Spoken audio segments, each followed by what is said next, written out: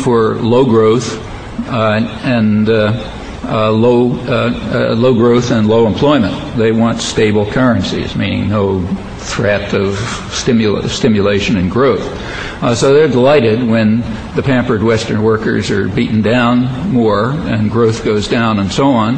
This is a big change in the last 20, 30 years and a huge weapon in the hands of those who are trying to drive the world into a sort of a third world picture, including by now the leading industrial societies like us.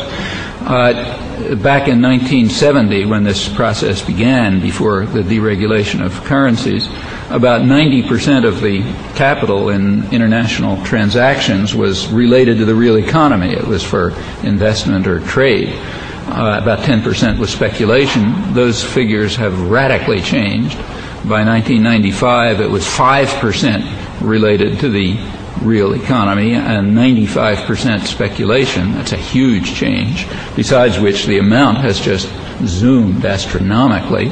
That's why 25% of the corporate recruiters at MIT now are from Wall Street. They're going after hotshot PhDs in physics and math, who they don't know anything about business, but they just have to be able to figure out clever techniques for robbing people with all sorts of complicated scams, so you can shift money around, every microsecond, a couple of billions of dollars, to undercut currencies here and there and so on. That's 25% of the recruiters right now for physics and math mainly. The same thing's happening in England, incidentally. They're going after Oxford and Cambridge PhDs in math and physics. It was well understood by the late 1970s that this is going to be extremely harmful to the international economy. James Tobin, who's a Yale University Nobel Prize-winning economist, gave a presidential address to the American Economic Association back in 1978, in which he pointed out that unless something's done to slow down these financial transactions, it's going to drive the world into a low-wage, low growth, and though he didn't say it, high profit equilibrium. And that's exactly what's happening, and it's being stimulated. Just as social policy is deliberately designed to increase state criminality, to crush the efforts of working people to organize, and to make globalization of production easier so you can drive down wages everywhere by just playing one workforce against another. So it's being designed to stimulate these flows in the interests of what makes sense if you're in the top fraction of, a tiny fraction of the world's population. Low growth, low wages, and very high profits. And so the Caterpillar business strategy is indeed driving people from defiance to compliance, and will continue to if it's allowed to. There are other factors too. Take, say, automation, which is putting plenty of people out of work. A lot of that actually, a lot of it was designed here, in machine tools and so on. It's alleged that automation is, results just from market forces, so you can't stop it like the force of nature.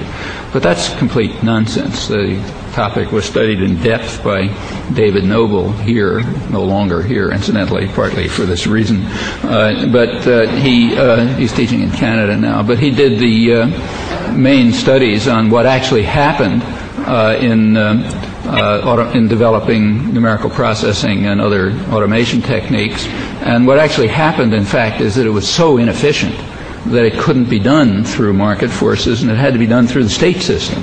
We have a huge state industrial system in the United States called the Pentagon. MIT is a small part of it, way out at the periphery. But it's a technique for funneling taxpayer funds to high technology industry.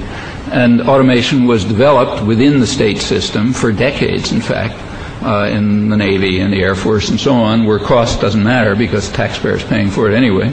And it was designed in very specific ways, not to be efficient, not for economic efficiency, but for control and power. As far as the automation technology is concerned, it could be used to put decision-making power and control into the hands of skilled machinists and get rid of managers.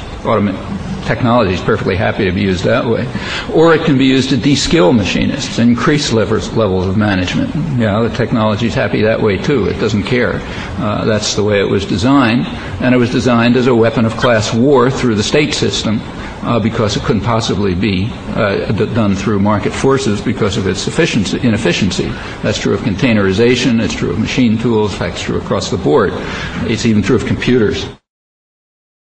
These are among the huge mechanisms of social policy that are used to ensure that the pampered Western workers have to give up their luxurious lifestyles.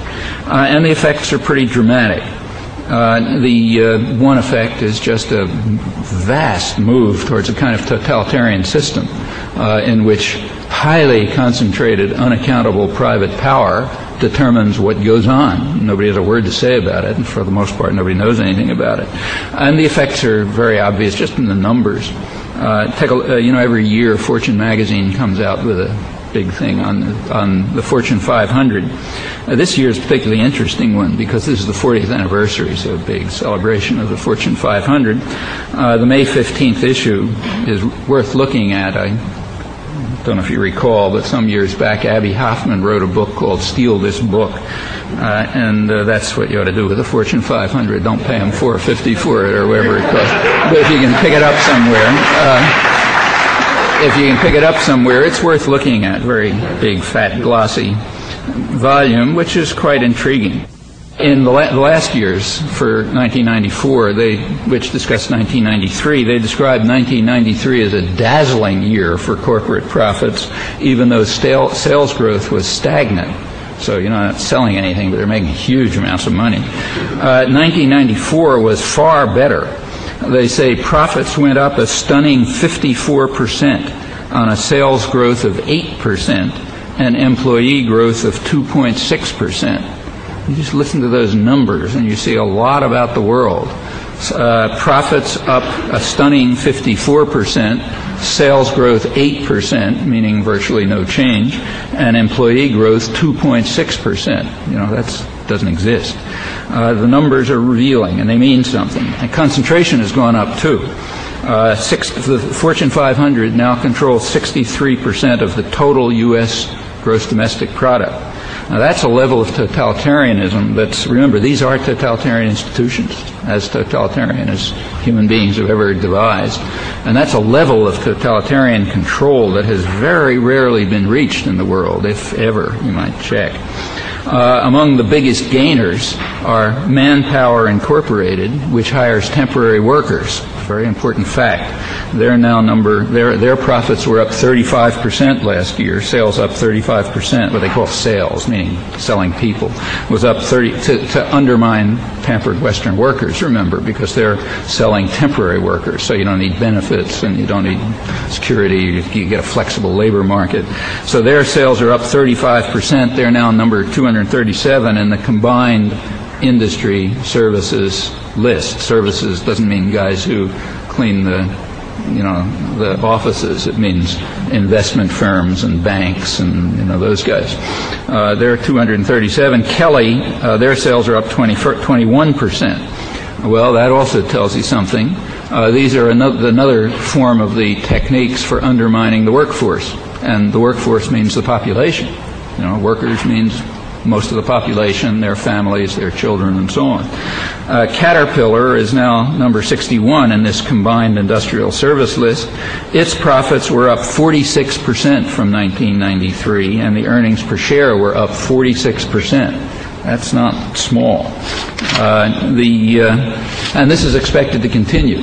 The May 1st issue of Fortune has a big article called "Why Profits Will Keep Booming."